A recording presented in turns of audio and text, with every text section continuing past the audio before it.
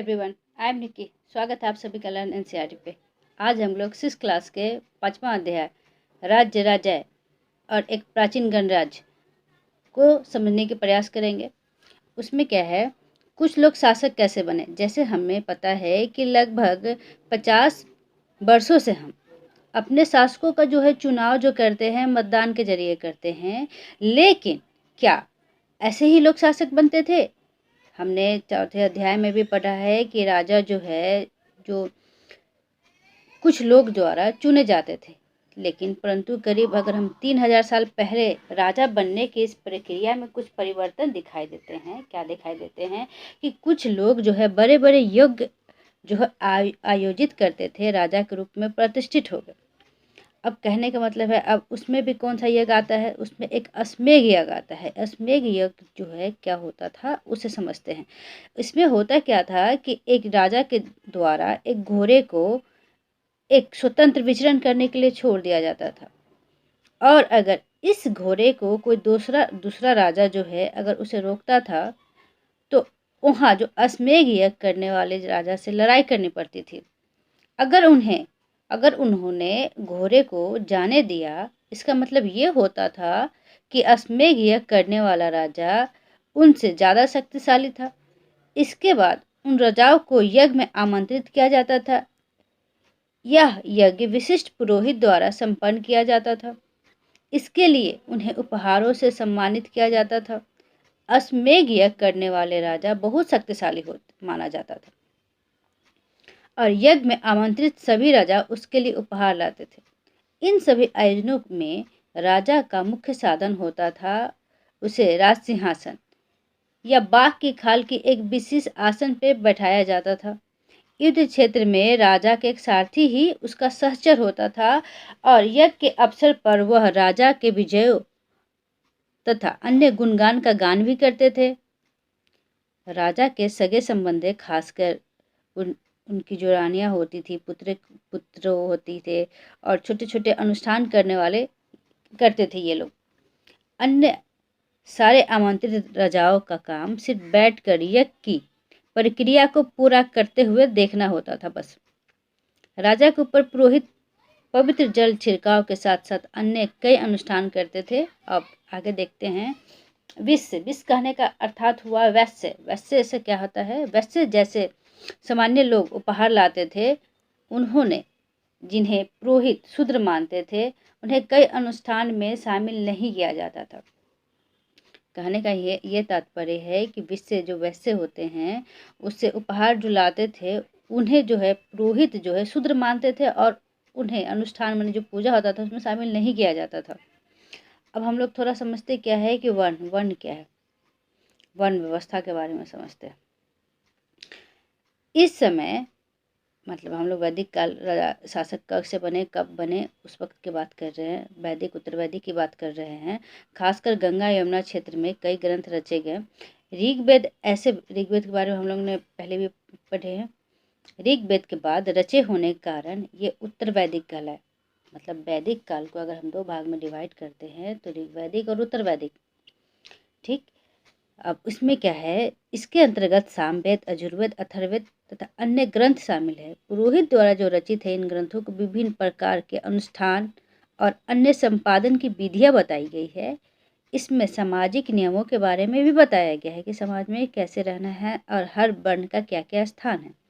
और उस समय जो समाज थे कई समूह में विभक्त थे, जैसे पुरोहित होता था, योद्धा, कृषक, पशुपालक, व्यापारी, शिल्पकार, श्रमिक, मछली पकड़ने वाले, जंगल में रहने वाले लोग शामिल थे। जिसे हम अभी भी वर्तमान परिप्रेक्ष्य में देखें तो हर इंसान का एक अपना काम होता है, कर्म होता है। बात बस इतनी सी है, कर्म जो है जन्म के आधार पे थे, लेकिन बहुत हद तक देखें तो ये इसमें भी बहुत बदलाव हो चुकी है। जहाँ तक कुछ पुरोहित और योद्धा वैभवशाली थे, वहीं कुछ कृषक और व्यापारी भी धनवान थे, अभी भी है।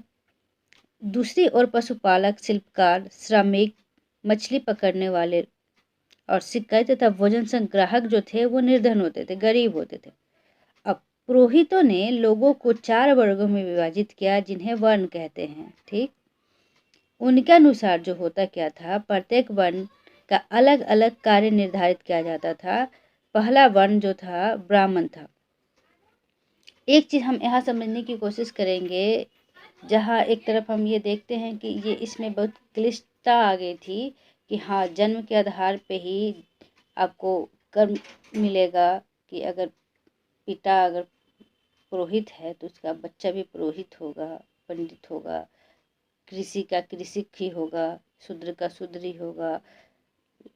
एक इसके पीछे एक लॉजिक ये भी दिया जाता है कि जो वर्षों से किया गया काम है, जैसे किसी के घर में अगर सोनार है, वो सोनार उसके फादर है, उसका तो उसका बच्चा सोनार, फिर उसका बच्चा सोनार, इसके होने के पीछे रीजन ये हो जाता है ना कि वो उस काम में निपुण हो जाता है। इसी के लिए कहीं ना कहीं ये चीज़ भी शामिल किया गया है। बट इसी में अगर जटिलता आ जाए, प्रेशर आ जाए, मजबूरी आ जाए, तो यहीं ये प्रॉब्लम्स के रीजन हो जाते हैं। आगे देखते हैं। पहला वर्ण के बारे में हम लोगों ने पढ़ा कि पहला वर्ण जो था ब्राह्मण था। उनका जो काम होता था वो वेदों का अध्ययन अध्यापन करना और यज्ञ कराना होता था, जिनके लिए उन्हें उपहार मिलता था। और दूसरा स्थान था शासक वर्ग का, जिन्हें हम लोग क्षत्रिय करते थे। वो जो करते थे ये युद्ध करना, लोगों की रक्षा करना जैसा है। और तीसरा स्थान वैश्य, विश्व कहने का अर्थात हुआ वैश्य।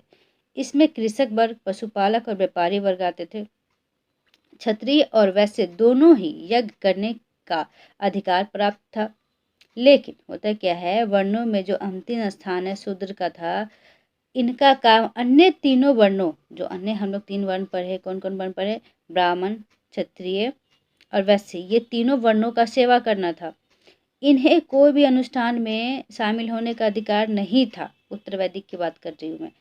प्रायः औरतों को भी शूद्र के समान ही माना गया था। महिलाओं और शूद्रों को वेदों का अध्ययन का अधिकार नहीं था। आगे देखते हैं।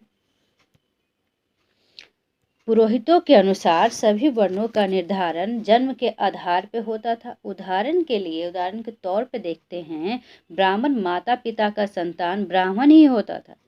बाद में कुछ लोगों को अछूत माना गया। अछूत वर्गों में कुछ जो आते हैं, शिल्पकार, शिकारी तथा भोजन संग्राहक शामिल थे। साथ ही इनमें वे लोग भी आते थे जो शवों को दफनाने या जलाने का काम करते थे। इन लोगों के संपर्क अपवित्र माना जाता था।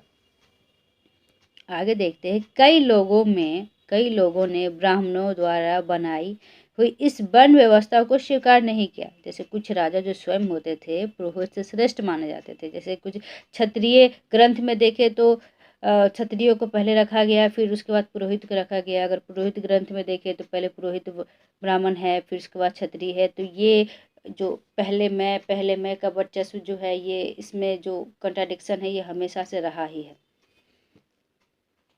खैर आगे क्या है। जबकि कुछ लोग चाहते थे कि अनुष्ठान संपन्न करने का अधिकार सबका हो, कोई भेदभाव नहीं हो, इसमें सबका व्यवसाय का एक अपना इम्पोर्टेंस समझा जाए। कई लोगों ने अछूत की आलोचना की। इस उपमहाद्वीप में पूर्वोत्तर क्षेत्र जैसे कई इलाकों में सामाजिक आर्थिक असमानता बहुत कम थी। पूर्वोत्तर क्षेत्र में सामाजिक आर्थिक असमानता बहुत कम थी। यहाँ पुरोहितों का प्रभाव बहुत ही सीमित था। कहने का मतलब जहाँ पुरोहितों का प्रभाव जो है जहाँ सीमित है, वहाँ सामाजिक आर्थिक असमानता बहुत कम थी। आगे हम लोग देखते हैं जनपद के बारे में जानेंगे। जन कहने का मतलब क्या हो गया, एक हम जनपद समझने के यहाँ प्रयास करेंगे अभी वर्तमान परिप्रेक्ष्य में कनेक्ट करके। जनपद कहने का मतलब, जन का मतलब हो गया, अभी हम लेके एक छोटा सा गांव ले लेते हैं जन। बहुत सारा गांव मिलके जिला बन गया, अब बहुत सारा जिला मिलके बन गया एक राज्य, तो महाजनपद। जन, फिर जनपद, फिर महाजनपद। अब जन के बारे में देखते हैं क्या है जन। महायज्ञों को करने वाले राजा अब जन के राजा न होकर जनपदों के राजा माने गए। मतलब एक छोटे से नहीं, उसका पद जो है बढ़ गया। जनपद का शाब्दिक अर्थ जन के बसने का जगह होता था। जन का बसना माने इंसान। कुछ महत्वपूर्ण जनपद हम आगे देखेंगे। पुरातत्वविदों ने इन जनपदों की कई बस्तियां खुदाई की है। दिल्ली में पुराना किला, उत्तर प्रदेश के उत्तर प्रदेश में मेरठ के पास जो है हस्तिनापुर, और एटा के पास अतरंजी खेरा। अब थोड़ा सा हम अतरंजी खेरा के बारे में जानते हैं। अतरंजी खेरा जो है, यहाँ जो जो आर्कियोलॉजिस्ट पुरातत्वविद जो काम किए हैं वो आर.सी. गौर काम किए हैं और यूपी में है। ठीक है, खुदाई से पता चला है कि लोग झोपड़ी में रहते थे और मवेशी तथा अन्य जानवरों को पालते थे। वे चावल, गेहूं, धान, जौ, दालें, गन्ना, तिल और सरसों जैसे फसलें उगाते थे। थोड़ा सा देखते क्या है, यहाँ चित्ती धूसर मृतभान की बात की गई है। तो ये चित्ती धूसर मृतभान जो है हमें अहिछत्र से मिले हैं सर्वप्रथम, और यहाँ जो काम किए हैं के.एन. दीक्षित और ए.के. घोष काम किए हैं। ये जो होते थे चित्रित धूसर पात्र, इंग्लिश में बोलते पेंटेड ग्रे वेयर। कहने का मतलब जो है वो उसका जो कलर होता था, जो भी कोई मृदभांड है उसका जो नामाकरण होता था उसके कलर और उसके अलंकरण के आधार पर होता था। तो ये धूसर माने ग्रे कलर का ये होता था, और इस पे चित्र पेंटिंग किया जाता था। ज्योमेट्री, नॉन ज्योमेट्रिकल, अलग अलग तरह का, जीवित, सजीवक, सब अलग अलग तरह का इस पे जो है चित्रण किया जाता था। इसमें जो होता क्या था, ज़्यादातर थालियाँ और कटोरियाँ मिली है। ये पात्र बहुत ही पतली सतह और सुंदर और चिकने होते थे। इसका प्रयोग जो है माना जाता है कि खास मौके पर महत्वपूर्ण लोगों द्वारा भोजन परोसने के लिए किया जाता है था। अभी भी हम लोग देखते हैं, हमारे घर में कोई गेस्ट आते हैं तो उनके लिए एक अलग सा बर्तन रखा जाता है। जब वो आते हैं तो हम उन्हें उस बर्तन में सर्व करते हैं, और हम लोग जो जनरल यूज करते हैं वो अलग होता है। आगे देखते हैं, लोग मिट्टी के बर्तन ही बनाते थे। मिट्टी का बर्तन ही सबसे पहले बनाना वो स्टार्ट ही किए, क्योंकि मिट्टी मिलना बहुत लोगों के लिए आसान भी था, बहुत इजी वे में अवेलेबल हो जाता था। और मिट्टी को जब आग में पका दिया जाता था तो वो मिट्टी का जो बर्तन था वो और जो है मजबूत हो जाता था। मिट्टी के बर्तन में हम अगर बात करेंगे तो आगे पढ़ेंगे। इससे पहले देखते हैं कि मिट्टी के बर्तन में कुछ धूसर और कुछ लाल रंग, अलग अलग तरह का कलर जो है उस पर होता था। लाल, बैगनी भी, गुलाबी भी, अलग अलग तरह के, अलग अलग कल्चर में अलग अलग तरह के हमें जो है मृदभांड प्राप्त होते रहे, मिट्टी के बर्तन प्राप्त हुए हैं। इन पुरास्थलों में कुछ विशेष प्रकार के बर्तन मिले हैं जिन्हें चित्रित धूसर पात्र माने पेंटेड ग्रे बेयर के रूप में जाना जाता है। जैसा कि इनके नाम से ही स्पष्ट है, इन बर्तनों पर चित्रकारी की गई है, मतलब पेंटेड, चित्रित मतलब चित्रकारी की गई है। ये आमतौर पर सरल रेखाओं और ज्यामितीय आकृति के रूप में होते हैं, जैसे ट्रायंगल हो गया, सर्कल हो गया, ये सब रूप में होते हैं। अब हम लोग आगे महाजनपद के बारे में समझेंगे। महाजनपद के बारे में कि सबसे पहले ये जानते हैं महाजनपद की जानकारी हमें कहाँ से प्राप्त होती है। तो बौद्ध ग्रंथ में अंगुत्तर निकाय से महाजनपद के बारे में हमें जानकारी मिलती है, और टोटल जो महाजनपद थे वो 16 थे। और 6ठी शताब्दी ईसा पूर्व की बात करेंगे हम इसमें महाजनपद के बारे में। करीब देखते हैं 16 महाजनपद। थोड़ा सा हम लोग यहाँ जानते हैं कि 16 महाजनपद जो है वो कौन कौन है, और जो आधुनिक स्थान है उसका अभी कौन सा है। इसे हम मैप के माध्यम से भी कुछ समझने के प्रयास करेंगे। पहले हम एक थोरो वे में सुन ले। सबसे पहला है अंग, जिसकी राजधानी चंपा है, जो वर्तमान भागलपुर और मुंगेर बिहार में है। दूसरा है मगध। मगध की राजधानी जो थी गिरिब्रज या राजगिरी, जिसे वर्तमान में हम लोग राजगीर बोलते हैं, वो थे। इसमें पटना, गया, बहुत सारे क्षेत्र आ जाते हैं, बिहार के क्षेत्र। तीसरा है काशी। काशी महाजनपद। काशी की राजधानी जो थी वाराणसी थी, जो अभी भी यूपी में है। वाराणसी के आसपास के क्षेत्र काशी है। चौथा है वत्स। वत्स की राजधानी जो थी कौशाम्बी, वो इलाहाबाद के आसपास का क्षेत्र है। पांचवा है वजी। वजी, इसकी राजधानी जो थी वैशाली, बोले विदेह या मिथिला। ये वैशाली, मुजफ्फरपुर और दरभंगा के आसपास का क्षेत्र है। कौशल, इसकी राजधानी श्रावस्ती है, और जो श्रावस्ती है अभी वर्तमान में फैजाबाद या गोंडा, बहराइच, यूपी के क्षेत्र में है कौशल। ये सब। सातवां है अवंती। इसकी जो राजधानी है उज्जैन, या महिष्मती बोलते हैं इसको, तो वर्तमान मालवा मध्य प्रदेश में है। आगे है मल, इसकी जो राजधानी है कुशावती। इस जो क्षेत्र आता है देवरिया, बस्ती और गोरखपुर यूपी के क्षेत्र में आता है। 8वां है पंचाल, पंचाल की राजधानी अहिछत्र या कंपिल्ले है। इसके जो आधुनिक क्षेत्र आ जाते हैं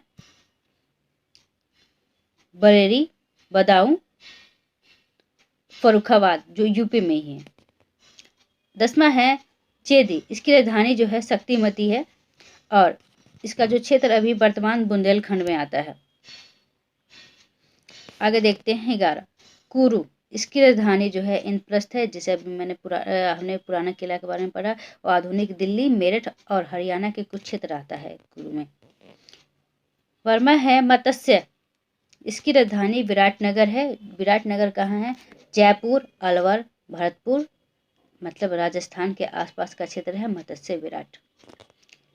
अगला है कंबोज, कंबोज की राजधानी है हाटक, जो फिलहाल है राजौरी और हाजरा क्षेत्र में आता है। उसके बाद है सूरसेन, सूरसेन की राजधानी मथुरा है, मथुरा यूपी क्षेत्र में। अस्मक, अगला है अश्मक, अश्मक की राजधानी पोटली या पोतन, गोदावरी नदी क्षेत्र में आता है। इसे पॉइंट कर ले, इसे नोट डाउन कर ले। अस्मक एक ऐसा क्षेत्र है, दक्षिण भारत का एकमात्र जनपद है अस्मक, जिसकी राजधानी पोटली या पोतन है। लास्ट है गंधार, गंधार है वो, गंधार देखेंगे, गंधार है यहाँ रावलपिंडी, गंधार जो वर्तमान पाकिस्तान में है। आगे देखते हैं महाजनपद के बारे में अब जानते हैं। करीब 2500 साल पहले कुछ जनपद अधिक महत्वपूर्ण हो गए थे, इन्हें महाजनपद कहे जाने लगा।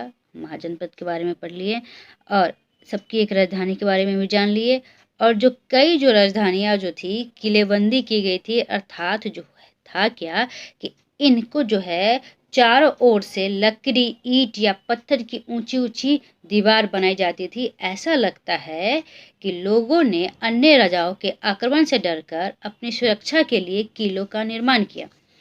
कुछ राजा अपनी राजधानी के चारों ओर विशाल, ऊंची और प्रभावशाली दीवार खड़ी कर उन्हें समृद्ध बनाया।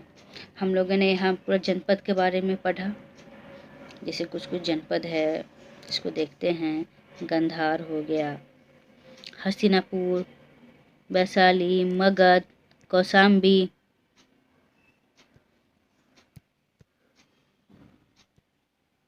ये सब जनपद, और अपना शक्ति का प्रदर्शन भी करते थे। इस तरह से किले के अंदर रहने वाले लोग और उस क्षेत्र पर नियंत्रण रखना सरल भी हो गया था। इस तरह की विशाल दीवारें बनाने के लिए व्यापक योजना की आवश्यकता थी और लाखों की संख्या में ईंटों और पत्थरों का इंतजाम करना पड़ता था। हजारों स्त्री, पुरुष और बच्चे ने इसके लिए अथक परिश्रम किया होगा। इनके लिए संसाधनों की आवश्यकता पड़ती थी। अब राजा सेना रखने लगे थे। अब देखते हैं राजा जो है क्या करने लगे थे, सेना रखने लगे थे। सिपाहियों को नियमित वेतन देकर पूरे साल रखा जाता था। हम लोग आगे देखते, सिपाही को आगे वेतन देकर रखा जाता था, इसको थोड़ा सा पढ़ेंगे। और नियमित जो वेतन जो है देना स्टार्ट जो हुआ था, नियमित वेतन मौर्य काल से स्टार्ट हुआ था, लेकिन वेतन जो जिसको अनियमित कह सकते हैं, लेकिन वेतन देने की बात जब हम करें तो वो उत्तरवैदिक काल से शुरू हो गया था।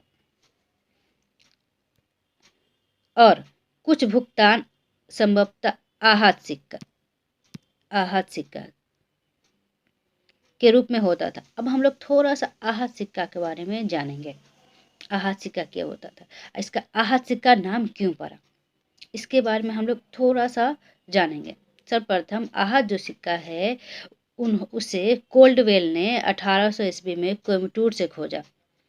और आहत सिक्का कहने का रीजन था, वो जो सिक्का होता था उसे आहत करके उस पर पंच मारकर बनाया गया था, घात करके, इसलिए इसे आहत सिक्का कहा। और वासुदेव शरण अग्रवाल ने इसे आहत नाम दिया और इसे पंच मार्क क्वाइंस जो है जेम्स प्रिंसप ने कहा।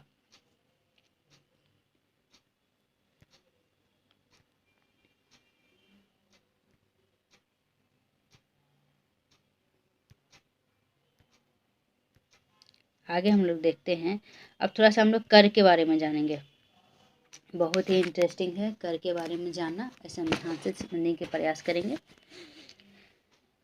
कर कर का सर्वप्रथम उल्लेख हम बात करें तो हमें ऋग्वेद में मिलता है बलि के रूप में, और उत्तर वैदिक काल में हिरण्य के रूप में हमें मिलता है।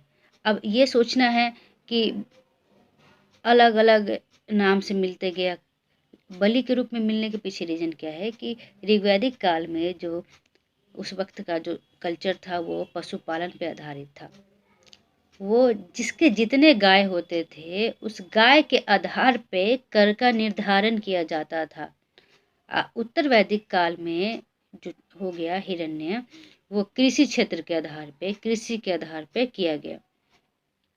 और हर जो है शासक जो है अलग अलग समय पे अलग अलग कर का निर्धारण करते रहे, जिसमें जनरल तो आप देखेंगे कि 1/6 लिए, लेकिन हुआ क्या कि 2 शासक ऐसे भी रहे जो 50% 1/2% भी कर लिए, जिसमें अलाउद्दीन खिलजी और औरंगजेब भी आते हैं। और अशोक जो थे, एक लुम्नी अभिलेख में इस बात का उल्लेख है, जो 1/3 को जगह पे 1/10 कर लेना चालू कर दिए थे। अब हम लोग महाजनपद कर के बारे में और डिटेल से जानते क्या है। महाजनपदों के विशाल राजा जो थे, विशाल राजा विशाल नाम नहीं है, राजा विशाल किले बनवाते थे और बड़ी सेना रखते थे, इसलिए उन्हें प्रचुर संसाधनों की आवश्यकता होती थी। इसके लिए उन्हें कर्मचारियों की भी आवश्यकता होती थी। अतः महाजनपदों के राजा लोगों द्वारा समय समय पर लाए गए उपहार पर निर्भर न रहकर अब उन्हें क्या हो गया, उससे उनका नहीं चलने वाला था, तो वो क्या किए, अब कर के रूप में वसूलना चालू कर दिए। अब फसलों पर लगाए गए कर सबसे महत्वपूर्ण थे, क्योंकि फसल ही ऐसा चीज़ था जो इंसान का निर्णय था, उसके बिना तो लाइफ ही एग्जिस्ट नहीं करेगा। तो राजा के द्वारा, शासक के द्वारा फसल पे ही टैक्स लगाना, कर लगाना शुरुआत किया गया। प्रायः जो था उपज का 1/6 हिस्सा कर के रूप में निर्धारित किया जाता था, जिसे हम क्या कहते थे, जिसे हम भाग कहते हैं। कारीगरों के ऊपर भी कर लगाया जाता था। अब जो मान लीजिए जो कृषक नहीं है, कृषि नहीं करते हैं, तो उन्हें भी तो किसी रूप में कर देना आवश्यक है। तो कारीगरों के ऊपर भी कर लगाए गए हैं, जो प्रायः श्रम के रूप में चुकाया जाता था। जैसे कि बुनकर हो, लोहार हो या सुनार हो, उन्हें राजा के लिए महीने में 1 दिन काम करना पड़ता था। पशुपालकों को जानवरों या उनके उत्पाद के रूप में कर देना पड़ता था। इन केस इन डेट हम कहें तो हर किसी को कर तो देना ही देना था, चाहे वो उसका स्वरूप बदला हो, किसी न किसी रूप में हो। व्यापारियों को सामान खरीदने बेचने पर भी कर देना पड़ता था। अभी भी हम लोग देखते हैं, हम लोग भी अभी सेल करते हैं, बाई करते हैं, तो हमें टैक्स देना पड़ता है। आखेटकों और संग्राहकों को जंगल से प्राप्त वस्तुएं देनी पड़ती थी। आगे देखते हैं हम लोग कृषि में परिवर्तन। इस युग में कृषि के क्षेत्र में 2 बड़े परिवर्तन आए। जैसे हल का फाल, ये जो हल का फाल अब लोहे में बनने लगा, वो उत्तर वैदिक काल से बनना स्टार्ट हो गया। अब कठोर जमीन को लकड़ी के फाल की तुलना में लोहे की फाल से आसानी से जोता जा सकता था। अब लकड़ी का फाल का उल्लेख जो है काठ संहिता, जो शतपथ ब्राह्मण का अध्याय है, उससे हमें पता चलता है। जिससे हो गया क्या कि फसल की उपज बढ़ गई। दूसरे लोगों ने धान के पौधे का रोपण शुरू किया, अर्थात खेतों के बीच छिड़ककर धान उपजाने के बजाय धान के पौधे तैयार कर उनका रोपण शुरू हो गया। अब पहले की तुलना में बहुत ज़्यादा पौधे जीवित रह जाते थे, इससे पैदावार भी ज़्यादा होने लगी। इसमें काम तौर परिश्रम लगता था। ये काम ज़्यादातर दासी और भूमिहीन खेतिहर मजदूर कर्मकार करते थे। आगे देखते हैं हम लोग थोड़ा सा मगध के बारे में हम लोग जानते हैं। मगध पे सबसे पहले जो मगध के जो शासक थे, जनपद थे, वहाँ बिंबिसार थे, और सर्वप्रथम इसकी राजधानी गिरिब्रज या राजगिरी था। इसकी राजधानी पाटलिपुत्रा करने में अजातशत्रु सबसे सर्वप्रथम है और पटना पाटलिपुत्रा को बसाने का काम जो है उदयन ने किया। ये एग्जामिनेशन पॉइंट ऑफ व्यू से बहुत ही इम्पोर्टेंट है। आगे देखते हैं, ये मगध जो था वो बहुत इम्पोर्टेंट क्यों था। मगध जो था भौगोलिक परिवेश से हम जानते हैं, थोड़ा सा भूगोल का नॉलेज इन्हेंस करते हैं तो मगध ऐसा क्षेत्र था जो 5 नदियों से घिरा था। 5 नदियों का भौगोलिक परिवेश था वहाँ, जिसमें 5 नदी में बूढ़ी गंडक, सोन, पुनपुन, घग्गर और गंगा आती है। अब देखते हैं, लगभग 200 साल के भीतर मगध सबसे महत्वपूर्ण जनपद बन गया। इसके पीछे ये भी बहुत बड़ी रीजन थी। गंगा और सोन जैसी नदी मगध से होकर बहती थी, जिससे क्या होता था, यातायात, जल वितरण, जमीन को उपजाऊ बनाने के लिए महत्वपूर्ण थी। मगध का एक हिस्सा जंगल से भरा था। इन जंगलों में रहने वाले हाथी को पकड़कर उन्हें प्रशिक्षित कर सेना में काम लाया जाता था उनसे। यही नहीं, जंगल की जो लकड़ी थी, गाड़ियाँ थी, उसे रथ बनाने के लिए भी लकड़ी मिल गई इजी वे में। और इसके अलावा इस क्षेत्र में लोहे अयस्क की खदान भी हमें प्राप्त हो गई। देखिए, मगध मजबूत जो है, मगध जो शक्तिशाली जो बना, ये ऐसे ही नहीं बना, ये सब बहुत मेन फैक्टर है ये सब इसको बनाने के लिए, मजबूती शक्तिशाली बनाने के लिए। और ये काफ़ी लंबे समय तक रही।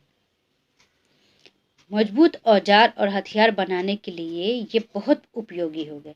मगध में 2 बहुत महत्वपूर्ण शक्तिशाली शासक रहे, जिसमें बिंबिसार और अजातशत्रु है, जिसे हम पढ़े ही। बिंबिसार जो पहला शासक था और अजातशत्रु जो है पाटलिपुत्रा को राजधानी बनाया था। अन्य जनपद को जीतने के लिए ये हर संभव साधन अपनाते थे। महापद्मनंद एक और महत्वपूर्ण शासक था। इन्होंने अपने नियंत्रण का क्षेत्र इस उपमहाद्वीप के उत्तरी पश्चिमी भाग तक फैला लिया था।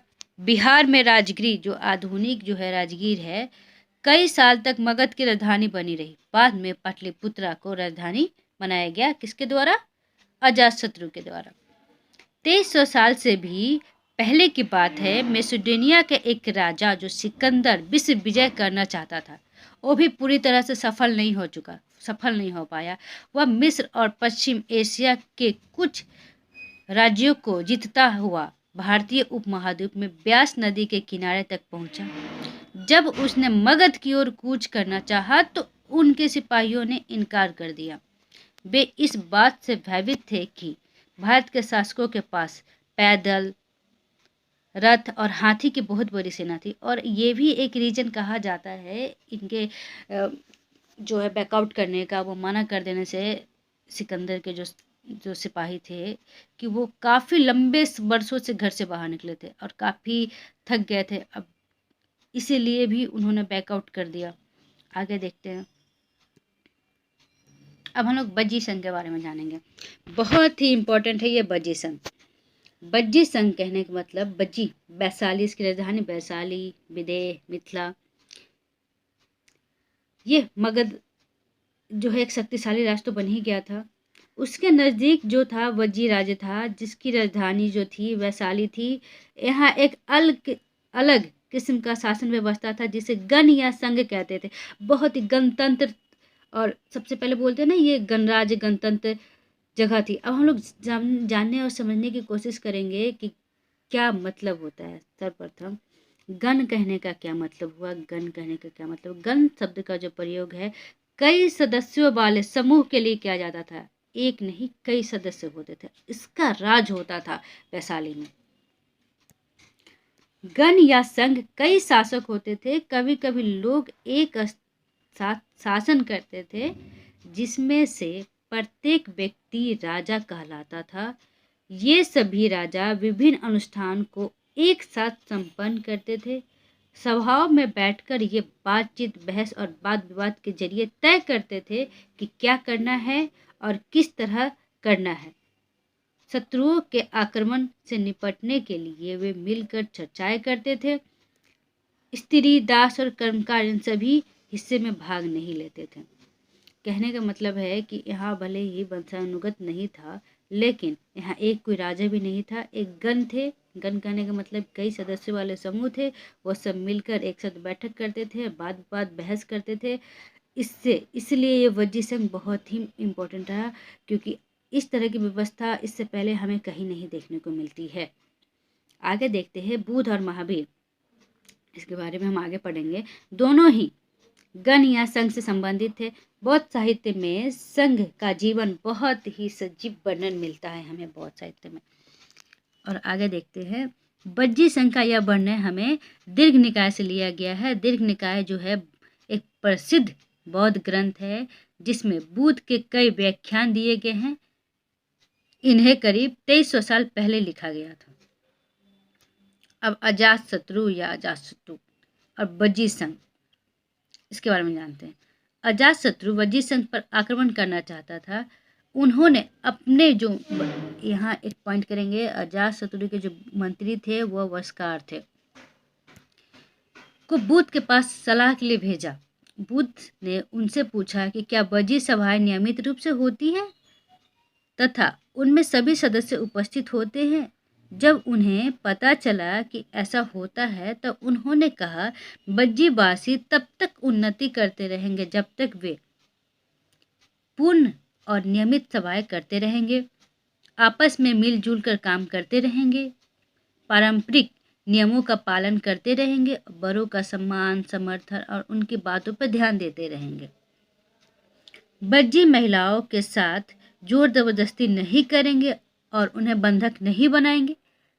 अगला है, शहरों और गांवों में चैत्यों का रखरखाव करेंगे, विभिन्न मतावलंबी संतों का सम्मान करेंगे और उनके आने या जाने पर कोई रोक नहीं लगेगी।